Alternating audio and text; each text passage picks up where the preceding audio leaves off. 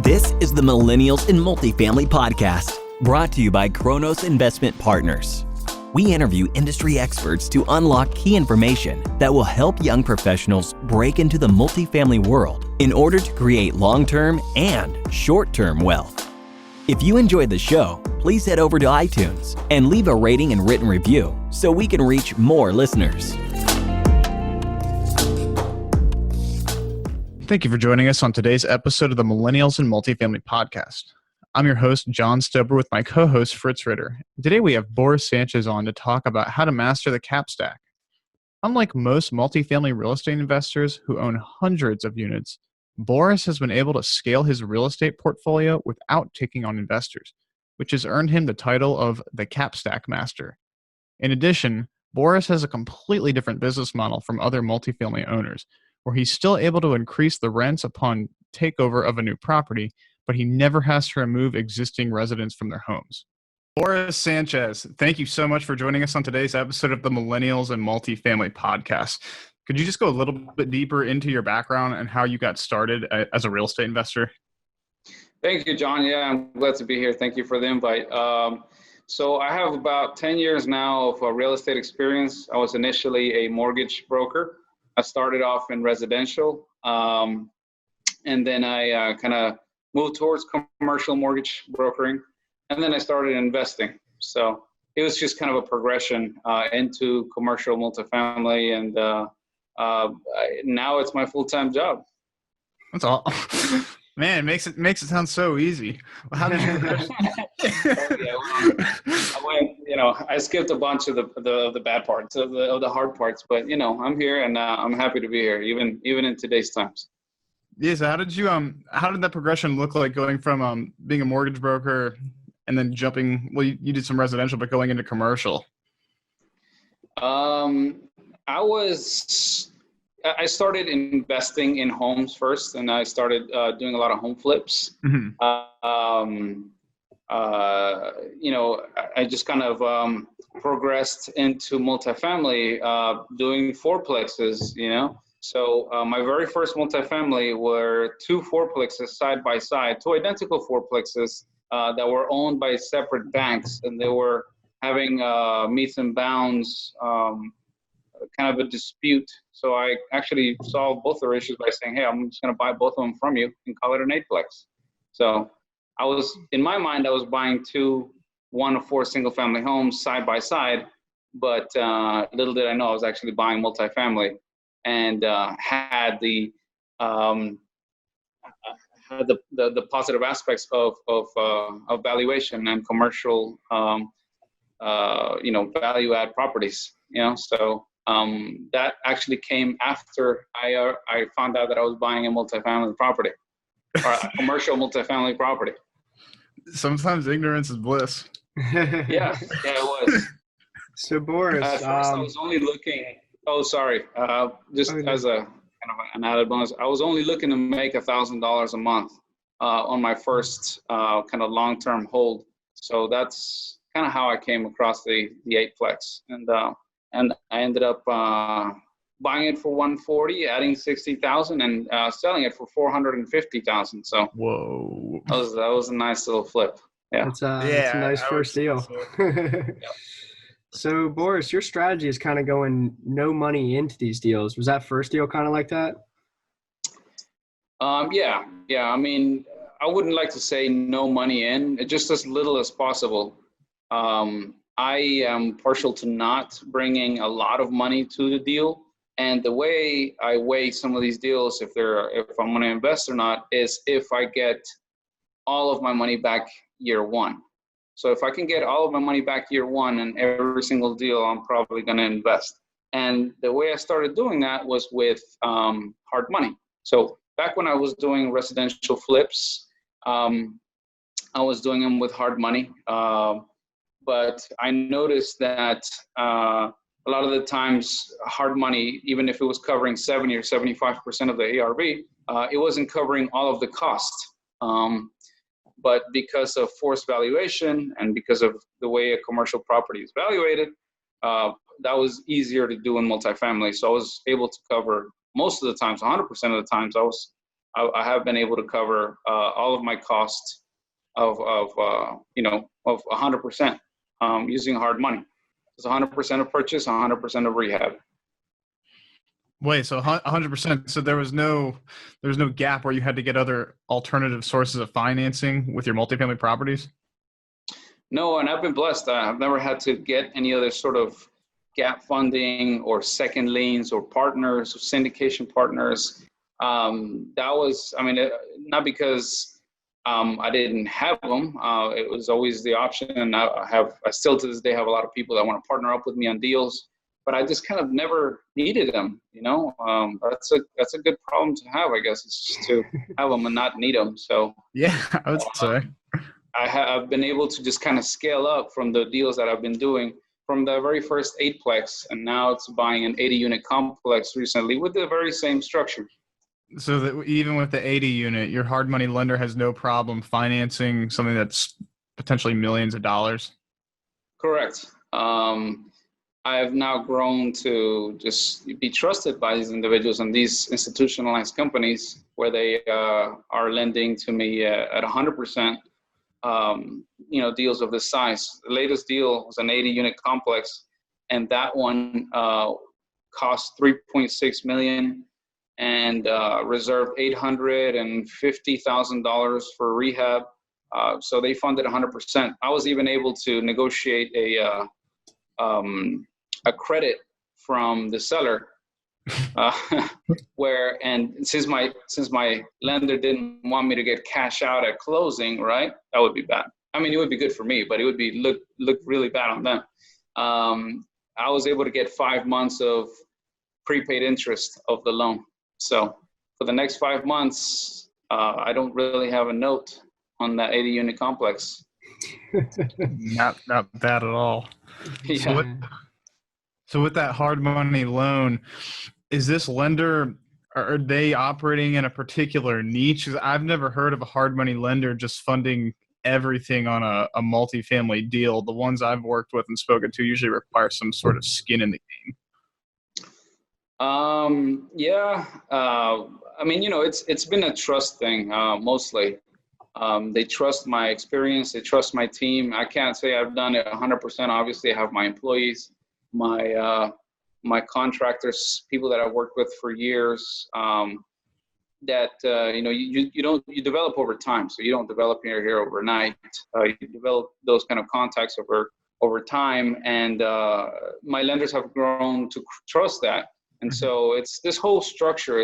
I'm the face of it really, but it's this whole structure of bringing together a team of individuals to make something like this happen. And so my lenders now trust that, obviously more than ever. So on that first deal that you did, were you able to get into that for no or low money down just because the deal is so good? It sounds freaking great. You were in for what, like 240 you said, and then you sold it for 400? Yeah, I bought it for 140, and this was 2013. I did my first multifamily. I bought it for 140, both fourplexes. Using hard money, I added $60,000 in rehab.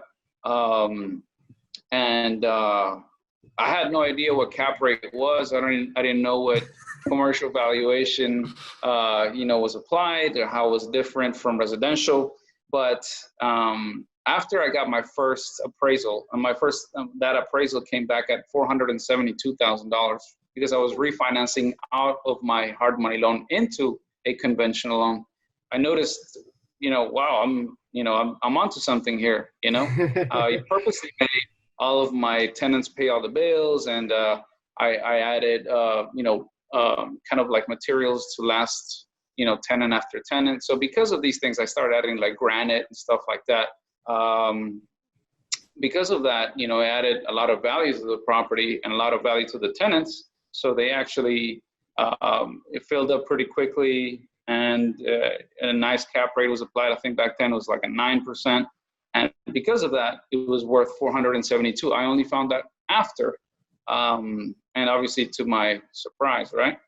But so I decided to try it out. I was like, well, maybe all right, let me put it on the market for 470 and see what happens. I ended up selling for 450,000, made about $30,000 from the rents that year, and then about 250,000 more or less on the profit margin. So it was something that I decided right then and there I was going to do for the rest of my life. That must have been a hard decision.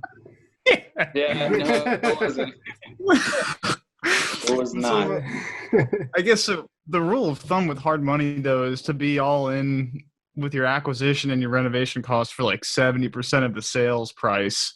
You were in for like less than 50%. Yeah, I mean, it was different times, you know. I think back then, I don't know why. Maybe I just feel that way, that the knowledge and then the knowledge of how to value add a property, how to add value in a property, in a multifamily property, a commercial property, wasn't as abundant as it is now. Maybe it's just because multifamily traditionally hasn't been looked at as this kind of sexy asset that you should own until all the Grant Cardones of the world came into place, right?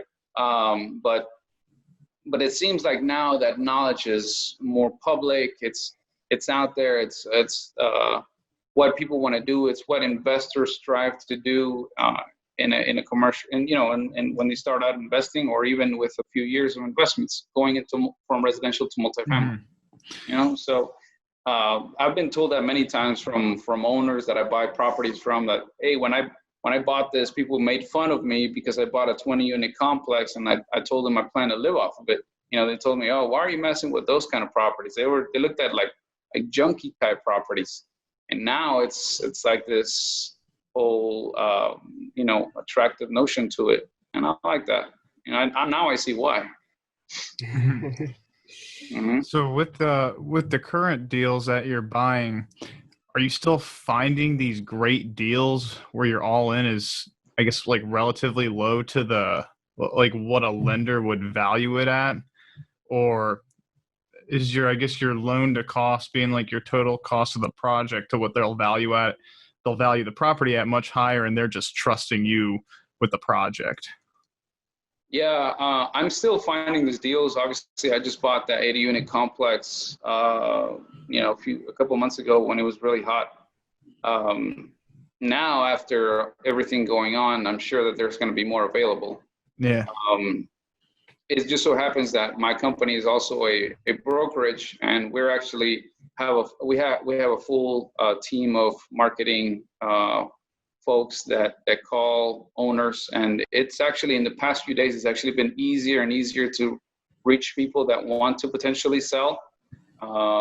So I can see the trend where it's actually going to be more and more available. But yeah, I mean, deals are still out there, even through these hardest times that we just passed through, and in a really hot market, they were still good enough to find, and lenders are still going to lend. I remember back in 2008, I wasn't so much into real estate, but my family was. They didn't really have a problem finding private money or even hard money loans that wanted to lend at higher rates. Mm-hmm. It was actually more the conventional and stuff that was really tight. So fully expect that this go around too. That's very interesting. Mm-hmm. So I know you mentioned this, you touched on this a little bit. Besides having all this outreach and a team, how has operating a brokerage helped you find your deals? I mean, isn't there some sort of conflict of interest if you're representing the seller and then you're buying their property at the same time?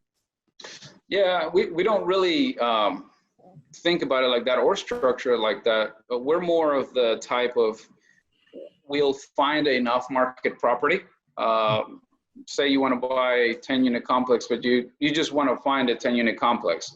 You don't know much about financing, as is the norm out there with investors. But you want to be into multifamily because cash flow is the way to go.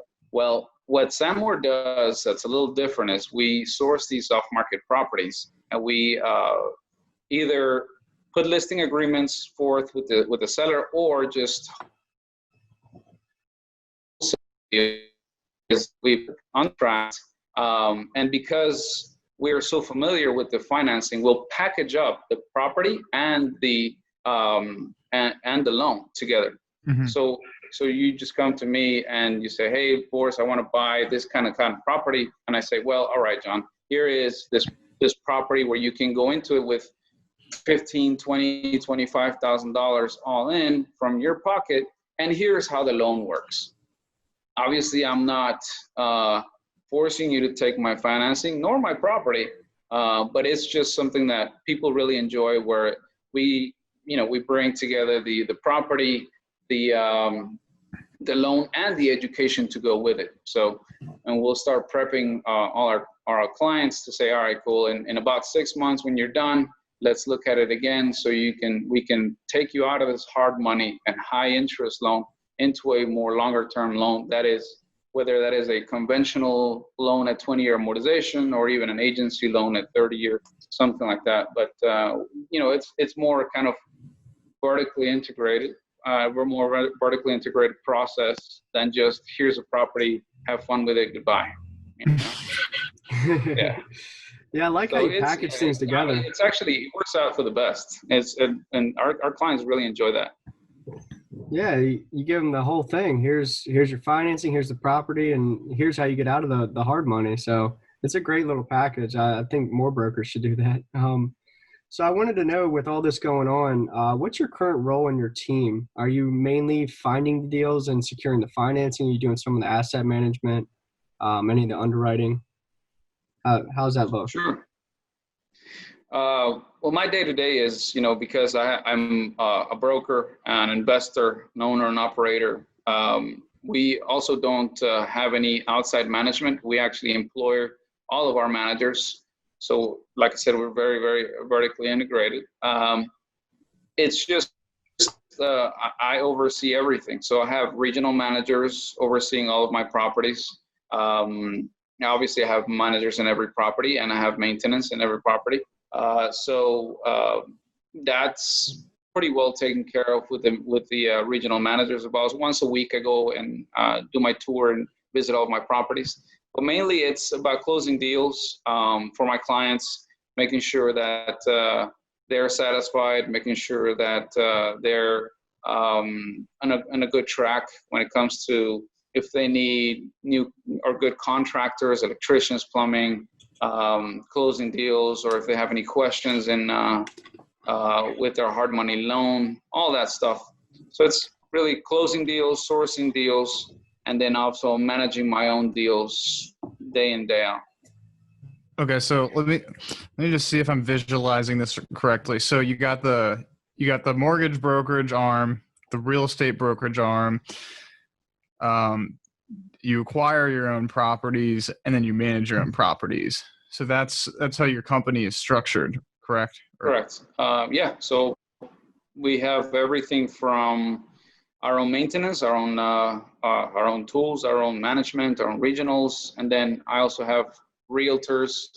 I have the marketing team that I also employ. And the nice side effect to all this is that I can actually have folks such as managers also become marketing people in their off time. So I have for example, a 32-unit complex where I employ a full-time person, but when she's not doing management stuff, she's also calling owners and making offers on other property. So I'm able to have them multitask, which is nice.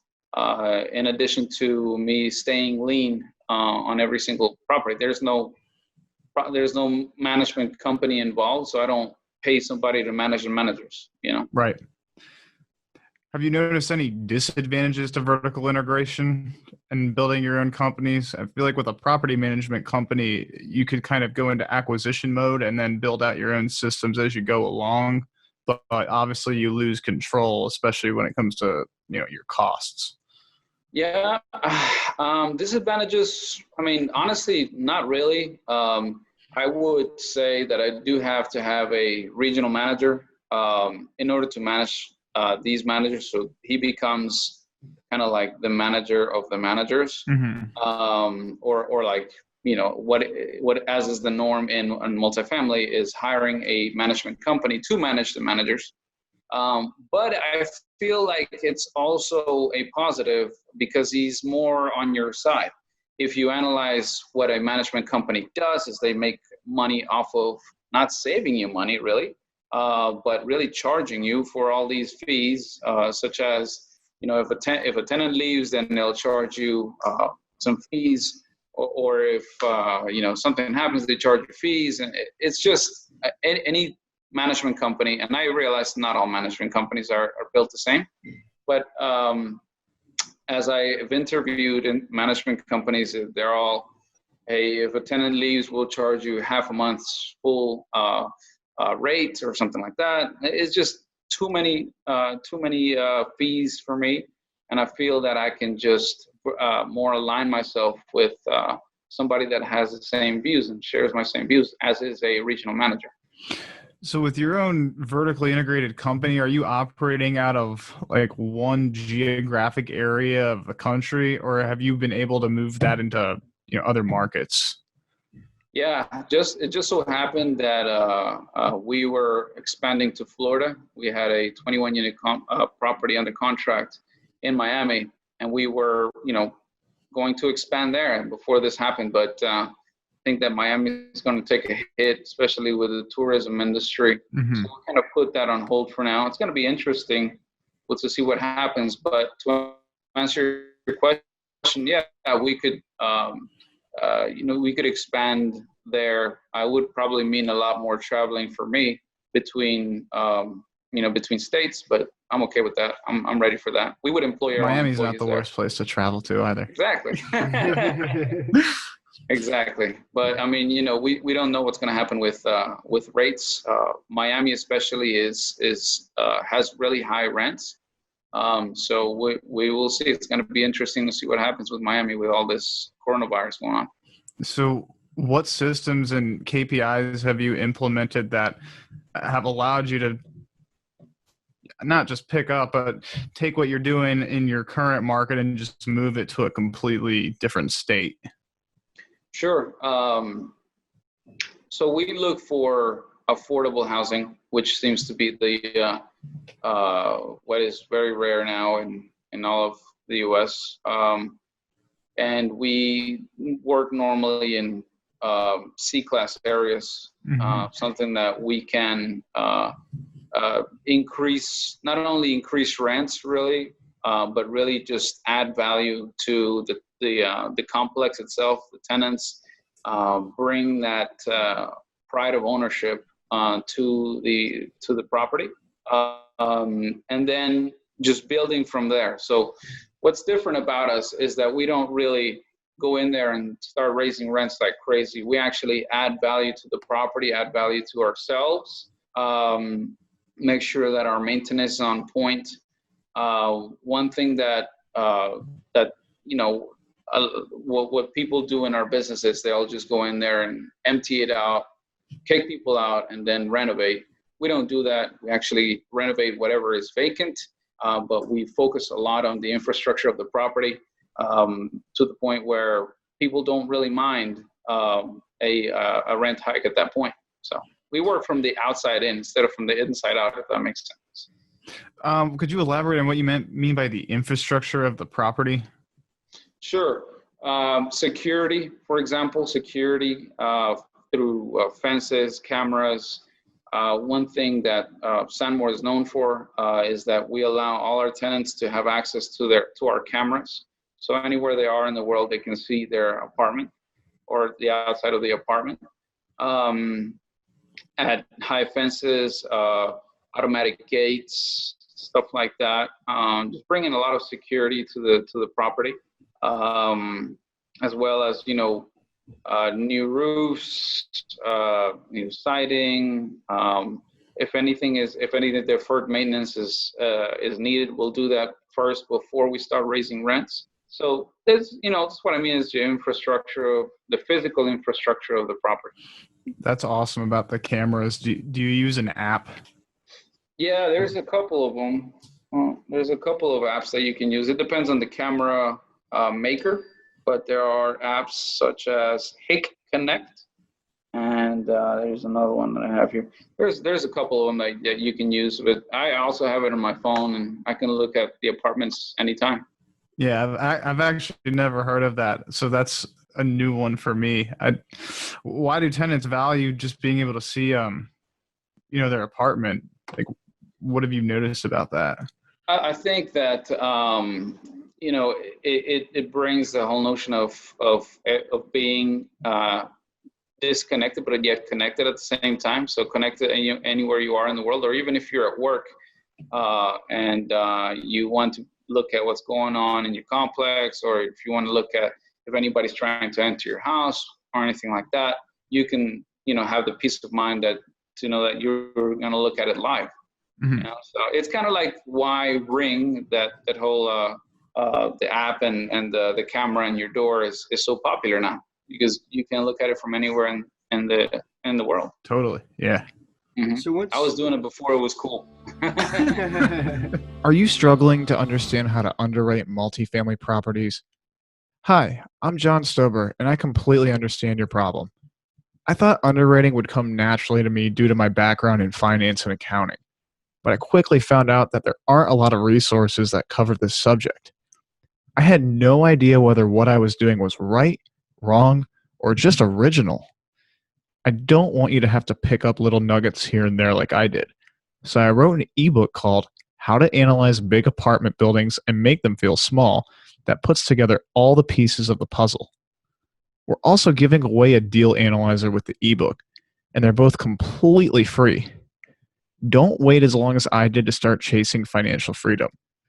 Go to bit.ly/underwriting ebook and get your free copy today.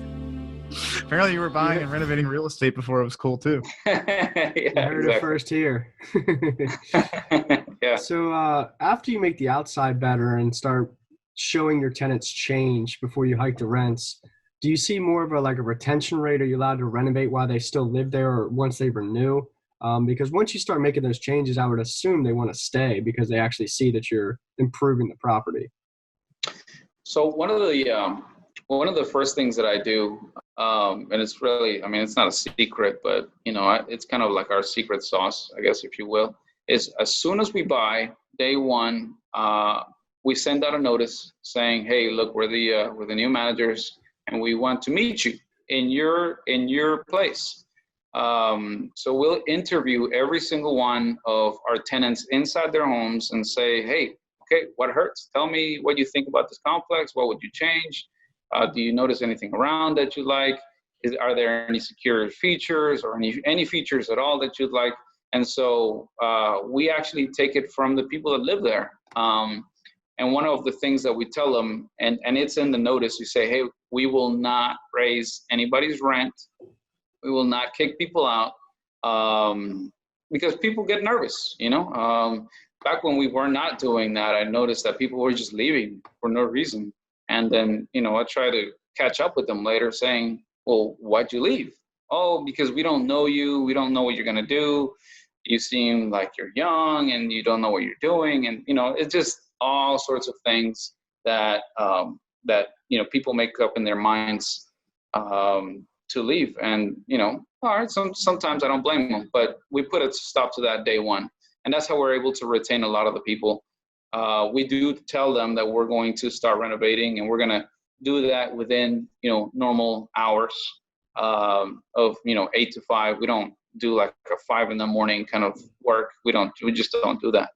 So we obviously, listen to our tenants and make sure that we're being very understanding and work around people's schedules. So have you ever run into an issue after you've done your renovations and improved the property and you do start raising rents? Have tenants ever had an issue with that because you're telling them up front you're not going to raise the rents? Right. It actually turns out that most of the complexes that we buy have, 10 units that are vacant. And then, we'll start seeing people either go from unit to unit. So we can't renovate 30 units at a time. That's just impossible. I guess it's not impossible, but it's just very hard to do and control, right? So we'll start doing 1 or 2 or 3 units at a time. And what happens is a lot of the times tenants themselves want to move into the new unit, and we'll renovate their unit. And so we'll start doing that. people will leave, not because of us, but because they just want to leave or get with family, or they got married or whatever, they're buying a house, and we'll renovate their unit. So actually we've been very blessed to this day. We don't, kick people out. And then when we finally get to the stage where and that's actually like, between 1 to 2 years, and then we'll get to the stage of like, all right, cool, you've been here paying $600 for a 2-bedroom. Do you mind paying $700 now that you see all these new beautiful features and you've enjoyed, security and all that for the past 2 years? And it's actually, it's like they expected. Oh yeah, no problem. I was wondering why you would do that, is what I get a lot of the times. So obviously we're mindful and make sure that to look at everybody's income before we start raising rents too much. So what do you analyze when you look at their income? Well, I mean, obviously we look at just what everybody else looks at, 3 to 4 times of what their income is what the rent should. What the rent should be. Like a quarter or something like that, a quarter to a third of their income. Mm-hmm. Yeah. So I also wanted to ask, because you said you're buying these workforce housing type properties. So is it safe to say these are over 30 years old? Yeah, no, a lot of these properties are over 30, 40, 50 years old. I'm not afraid to play with the 60s, 70s products. That's just kind of been our bread and butter. So how important are your maintenance systems? Very important. Very, very, very important.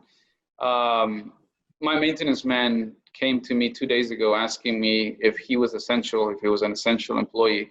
And I told him, absolutely. You're probably more essential than I am, no matter what we do here, no matter if there's no manager, we still have to maintain maintenance. Because especially when folks are quarantining, toilets tend to clog up. There are more, there are more tickets that need to be done and need to be attended for. So we just have to make sure that maintenance is on point. Yeah. So yeah, even before this, we still made sure that that maintenance had to be maintained at 100%, even if the units were renovated and the plumbing was new and everything like that.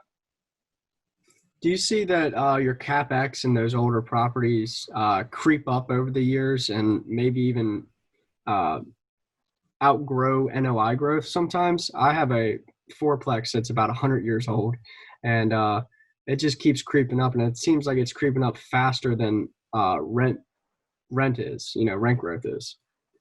Oh, okay, yeah. It is to be expected in a hot market like that. That, for example, wood recently jumped up in price for no reason. So yeah, I mean, you just kind of have to take the punches. And one of the first lessons that I learned was not to over-rehab. There are sometimes you don't have to completely knock down sheetrock. Obviously you have to check for mold and make sure that the insulation is there and all that, but there's a lot of the times you don't need to do that. You don't need to put in granite counters or, this island kitchen or anything like that. A lot of the people that start out doing this, they'll rehab according to where they would love to live, where they would live. They will say, oh, if I won't live there, I wouldn't even rent it out. That's the kind of wrong way to think about it. Especially in C class, you have to just kind of remember that it's a product that is meant for lower income, and not obviously I didn't mean that to be ugly, but basically you don't have to put gold bars everywhere. You don't have to put chrome fixtures or anything like that. You can put in basic fans or whatever. Actually, as long as it works, you don't have to go too expensive in it. For example, you don't have to put real wood in the flooring. Vinyl flooring is fine, So you just have to kind of remember not to over rehab. Yeah, well, I think it comes to knowing who your tenant is. what they're going to desire. Yeah, exactly. So when you're talking about over-rehabbing, though, how does that differ when it comes to major mechanical systems? If you have let's say a water heater that it's not brand new, but it's actually pretty old, but it's still got some useful life left in it. What are you doing about that? Are you just replacing it up front, or are you building up reserves when you buy the property? Most of the times, water heaters are not expensive. So most of the times we'll put in a brand new water heater. But I have seen one of the examples of that, the stuff that I just talked about was you don't have to put in central AC in every single unit.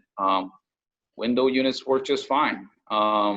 And the difference in rents is not going to be that great.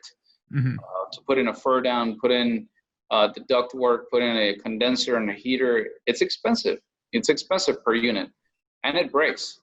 Here in Houston, our temperatures vary so much. Some days extremely cold, some days extremely hot. It does crazy things to a condenser. So a lot of the times when temperatures change, that's when condensers go bad. You're going to experience a lot of maintenance issues during that time. So you can avoid that by going to window units. I recently had a property, a 40-unit complex, where we put in a window unit per living room and bedroom. And in 2 years of me owning the property, not one has gone down. Not one has broken. And they save electricity. Yeah, they're a little clunky, they're ugly, they're loud, but when it comes to management and when it comes to maintenance, they're tough. So is there something you kind of run from? Because with these older properties, you may run into like boiler systems, aluminum wiring, cloth wiring. Is there anything that kind of like deters you when it comes to the age of the building? No, not really. I mean, there are some things that are expensive. For example, I recently had another 44-unit complex that had a chiller system and had a big chiller that was broken, and only the heater worked. And in the summer, everybody just resorted to getting their own window units. Well, we did away with that, and we actually bought them our window units that had heat and cool AC. So, and that works better than a chiller system. Actually, we expanded our parking lot because it was taking like 3 spaces. It was a huge system, very expensive. Brand new will probably cost you $75,000 to $100,000, and we saved all that. Wow. I've never heard of window units that did heat as well. Yeah, really? It's they actually make them. And they actually make them for 115 volts. I think it's 8,000 BTUs, and they do use heat and cool. Fritz, that's what we use. Fritz, you're an electrician. What does that mean? That means it'll go in a normal plug. Basically, yeah, you can connect these to a normal plug instead of a 220, which is what the stoves and all that are need. Right. So you can connect it just to any regular plug, and it'll work. That's all I need to know. Yeah. Before my phone starts ringing, I'm a retired electrician. Okay. Yeah. Okay. So I wanted to ask though, with the maintenance person, what's the best way to find these people, and how do you qualify them? Sure. So we actually started looking a lot we used to hire through Craigslist. Mm-hmm. We got a lot of kind of sketchy individuals with felonies and stuff like that. We started actually marketing through Facebook recently, and that's actually worked very well. Facebook has a feature where they send you the resume, or they send you who they are, or they can even answer questions straight through Facebook. And I mean, who isn't on Facebook nowadays? Right. So and people with 2-3 clicks, people apply. So we've had a lot of luck with that. What do we look for? We actually look for somebody who has a truck, because we refuse to buy our own trucks. We think that it's not really effective. People tend to beat it up. So we'll look for somebody who has a truck that doesn't mind, having or transporting stuff to and from Home Depot with their own truck. Obviously, no felonies. and somebody that's easy to get along with. And a lot of the times they're bilingual. So, it's like everything. You have to kind of just try out people sometimes and see who they are and see if they work out. We've gotten a period where we've had like 4 maintenance men through a 4-month window. Mm-hmm. And you just have to just wait and see who comes along and is the right fit. Are you looking for maintenance techs that have any sort of certifications, like for example with HVAC, or are you just contracting that type of work out? A lot of the guys that know HVAC don't have it because it is an expensive certification to get. So is plumbing and electrician. But we'll have like a 20, 30 day window where we'll just try them out and see. And usually that works. We'll know within the first 2 to 3 days because our complexes are medium size, 40, 50 units. So we'll know within the first few days if they know what they're doing or not. Don't really look for any type of certifications. As long as you know how to do it, fine. And so do you provide any sort of training, or are they just expected to, go to the building, know how to fix things? We have one head maintenance man that is very good. He's been with us for a while. He'll know how to train them if they don't know a certain thing. But at a certain level, we're expected people to kind of know what they're doing. Good. I'm being selfish here. I'm thinking about me. I could never train someone how to do maintenance.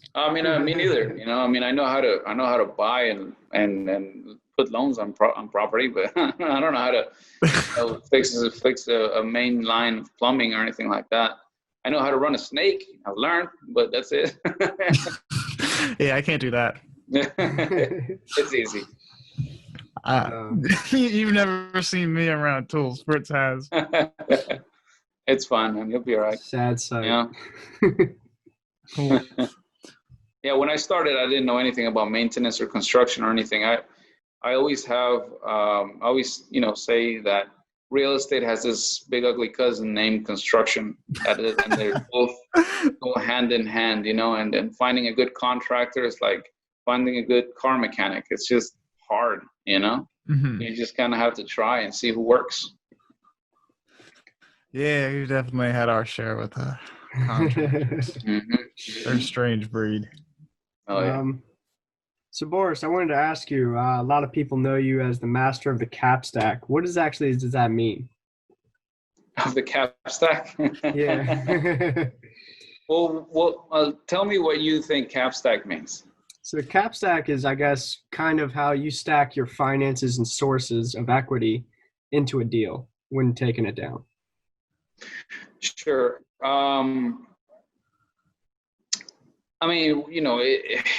A lot of people wouldn't take hard money loans, or they wouldn't even consider them because they're just so expensive. But it really comes down to not in your interest, not how much you're paying for your APR or your yearly interest rate. It comes down to time. You have to be able to execute certain things, construction mostly, within a certain amount of time before it becomes too expensive.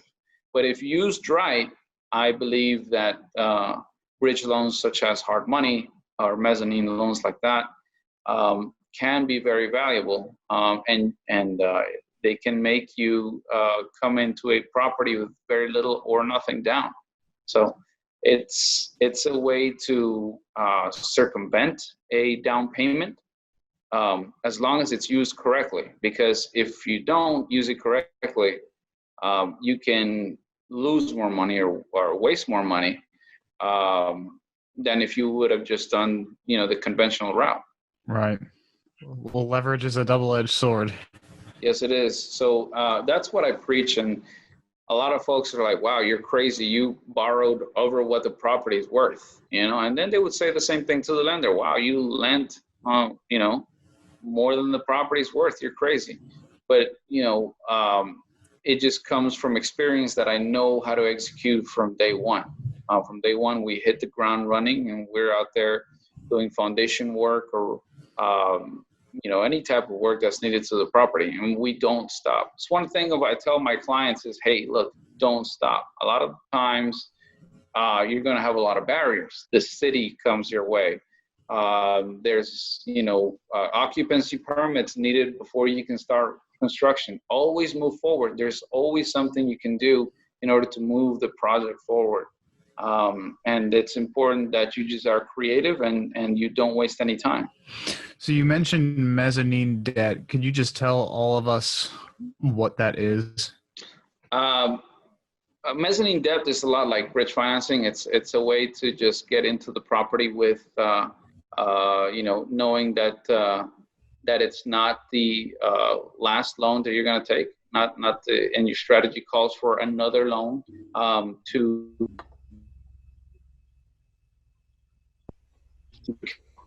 It's, like I said, it's just a temporary loan used as a tool. Mm-hmm. Awesome. And then, so for these hard money loans, are you raising money up front, or are you getting additional funds from your lender to pay for the interest payments? No. So that's where the skin in the game comes from. I get that question asked all the time. So, your lender's crazy. If they're lending 100% of LTC, that's loan to cost. What is there? I mean, you're giving all the risk to the lender, and that's not true. You still have to come up with, your closing costs. You have to come up with that 1% or 1.1% interest payment every month. Mm-hmm. And it works out in their favor. Most of the time, these loans don't have any prepayment penalties or anything like that. But they understand that it's like you're working against time. And if you can execute and be out of the loan within 6 to 7 months, then you would have used it effectively. Mm-hmm. It takes you more than one full year. You would have paid the entire 12 to 13% interest. And then it really starts to hurt. All right. Well, so I think we're running up on time. So I wanted to get over to our section called the Fast Five, and it's the same 5 questions we ask every guest who comes on our show. So if you're ready, we'll get right into it. Let's do it. Okay. So if you had to start all over again and you were in your early 20s, what would you do? Get educated. Get educated quick. Find out how to evaluate commercial property, what forced appreciation is, and find out what an operating statement looks like, and what the difference is between that and a profit and loss. Very good. How do you see young professionals adding the most value to experienced operators in this space? How do I find young evaluators? I think by learning deals, I think by getting educated, like I said first, I think that if you partner up with, if you're a younger individual and you partner up with somebody that's more experienced, I think you can bring a fresh perspective to the table, and that is by getting educated first. Mm-hmm. So the next best thing to being experienced is to be educated. So you want to be that. You want to read the books, and you want to be the motivator in that relationship. Bring a fresh perspective. There's not only one way to skin the cat, as we say in Texas. Love that saying. Yeah. So what's the biggest mistake you've made in your career, and how have you since adjusted your business? Not double checking. I am guilty of keeping a hard money loan for 14 months where I said that, it still really started to hurt. I didn't double check that I had insurance on a building. I relied on my insurance broker to just tell me it was fine. I should have double checked because it ended up being that I did not have insurance and the building burned to the ground where I had to just kind of replace it out of pocket. I also failed to secure certain tools, and people, we had a lot of break-ins. So secure your project is something that I would learn from that as well. Yeah, I think that's have a good strategy. Yeah. So what's been your favorite way to incorporate technology and social media into your business? Incorporate social media obviously is letting people know of how a project is coming together. One of my Pride and Joy properties in 40-unit complex in Pasadena burnt down as well. I've had a lot of experiences with fire, but it burnt down in New Year's of 2018, going into 19. We actually stayed, and we actually had frequent updates via social media on how it was going, the reconstruction process, how the new tenant was doing, and it seemed to really capture a lot of people's attention and appreciation for the complex. And now it's pretty popular, and I still to this day, I still get a lot of people asking me, hey, how's that blue complex doing? How's that west side doing? And I appreciate that. I think that was pretty cool. Definitely. Mm-hmm. And then what book has influenced you the most on your journey? I'm going to go on a limb and say I don't really read that much. What book has influenced me greatly? Or documentary or movie, or just like what I would say that I'm kind of, I don't know, maybe silly in this regard, and a lot of people are going to gasp when I say this, but I didn't really have one. I think if anybody was my motivator, it probably would have been my mother, mm-hmm. who came to this country with just almost no money and raised 3 kids, being a high-profile attorney in Colombia to washing dishes here in the U.S. And it really brought a sense of pride to me, and it just kind of never really stopped working after I came. I started working when I was 13 myself. So really, I haven't had really any mentors. I've never really had a teacher. It was just me just doing things, and experimenting with stuff. Mm-hmm. But really the main motivator was my mom. She died in 2006. Just kind of kept the motivation going. That's awesome. That was that's an amazing story. Yeah. Thank you. So last question, where can our listeners get in touch with you if they wanted to reach out to you? Sure. So my website is www.sanmore.com, SANMORE. My email is pretty easy. It's boris@sanmore.com. Please visit us, learn more about us, ask us anything you want. Awesome. Well, thank you so much for joining us on today's episode of the Millennials and Multifamily Podcast. I know everyone's going to get a ton out of this. I certainly did. Sure. Thank you, John. Thank you, Fritz, for inviting me on. I'd love to come back anytime. Please invite me again. Absolutely. For sure, man. Thank you. Thank you for listening to the Millennials and Multifamily Podcast, brought to you by Kronos Investment Partners. If you enjoyed the show, please leave us a rating and a written review at iTunes so that we can connect with more people.